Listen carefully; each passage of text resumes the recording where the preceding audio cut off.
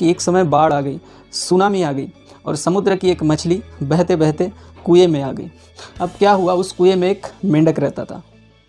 अब वो मछली कुएं में आने के बाद उस मेंढक से कहती है कि तुम एक काम करो, तुम मेरे साथ समुद्र में चलो। तुम यहाँ कुएं में क्या कर रहे हो, समुद्र में चलो, वहाँ ढेर सारा पानी है, खूब मस्ती करेंगे, मस्ती से रहेंगे, खूब फुदकेंगे।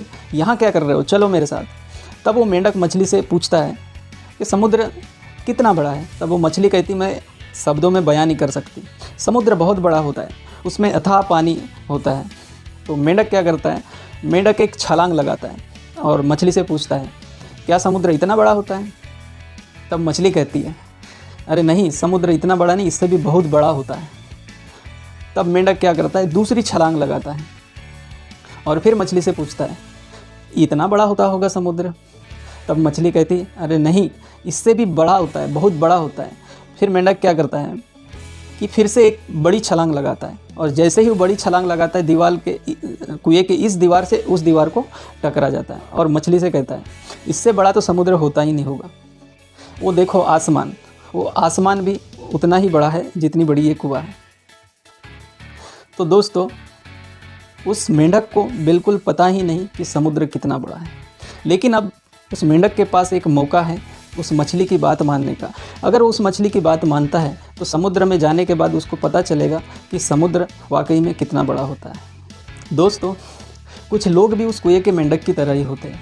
उनमें अलग सोचने का दम नहीं होता है, अलग करने का दम नहीं होता है। उन्हें जब भी कोई चीज़ बताई जाती है तो वो बिल्कुल उस चीज़ पर यकीन नहीं करते हैं। उस चीज़ में उनको खोट ही नज़र आता है, क्योंकि उनका एटीट्यूड, उनका नज़रिया बिल्कुल नकारात्मक ही होता है। उनका दिमाग उस चीज़ में ज़्यादा चलता है कि क्या नहीं हो सकता है। उनमें कुछ अलग करने का दम नहीं होता है। दोस्तों, अक्सर वो भेड़ चाल वाली ज़िंदगी जीते हैं, भेड़ चाल की तरह ही वो रहते हैं। लेकिन क्या करें, गलती उनकी भी नहीं है, क्योंकि उनकी माइंड की कंडीशनिंग ही ऐसी हो रखी है। जिस प्रकार से वो समाज में रहते हैं, जैसी संगति में रहते हैं, जैसे माहौल में रहते हैं, उसी के प्रकार उनके माइंड की कंडीशनिंग हो गई है, उनके माइंड की प्रोग्रामिंग हो गई है।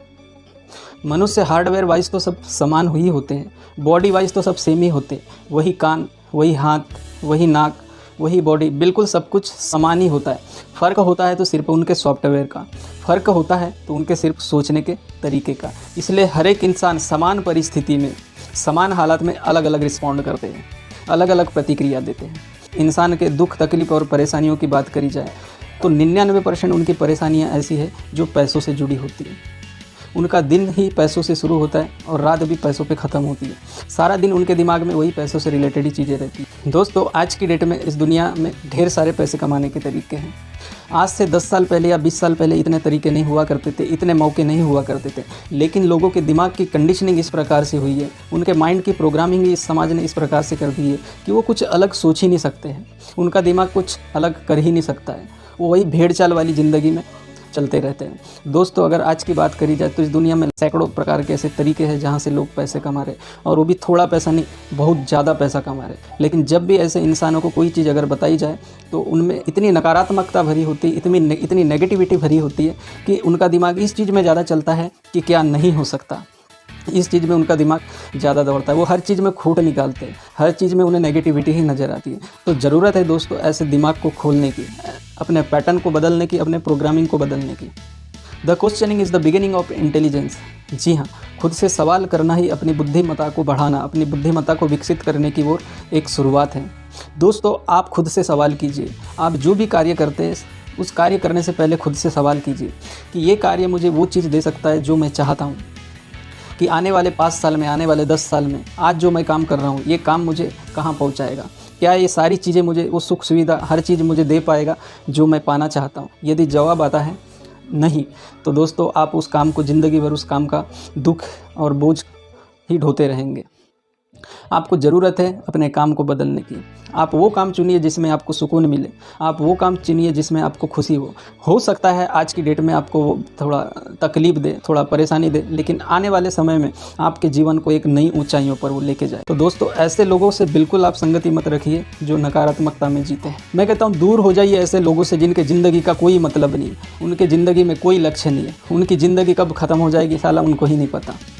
तो दोस्तों, आज का मेरा वीडियो आपको कैसा लगा मुझे कमेंट करके ज़रूर बताइएगा और लाइक भी ज़रूर कर दीजिएगा। और यदि आपको लगता है कि आपकी किसी परिचित, आपके किसी दोस्त के लिए ये वीडियो यूज़फुल हो सकता है तो उसे शेयर ज़रूर करिएगा। धन्यवाद। तो दोस्तों, ऐसे लोगों से बिल्कुल आप संगति मत रखिए जो नकारात्मकता में जीते हैं। मैं कहता हूँ दूर हो जाइए ऐसे लोगों से जिनके ज़िंदगी का कोई मतलब नहीं, उनके ज़िंदगी में कोई लक्ष्य नहीं है, उनकी ज़िंदगी कब ख़त्म हो जाएगी साला उनको ही नहीं पता। तो दोस्तों, आज का मेरा वीडियो आपको कैसा लगा मुझे कमेंट करके ज़रूर बताइएगा और लाइक भी ज़रूर कर दीजिएगा। और यदि आपको लगता है कि आपकी किसी परिचित, आपके किसी दोस्त के लिए ये वीडियो यूज़फुल हो सकता है तो उसे शेयर ज़रूर करिएगा। धन्यवाद।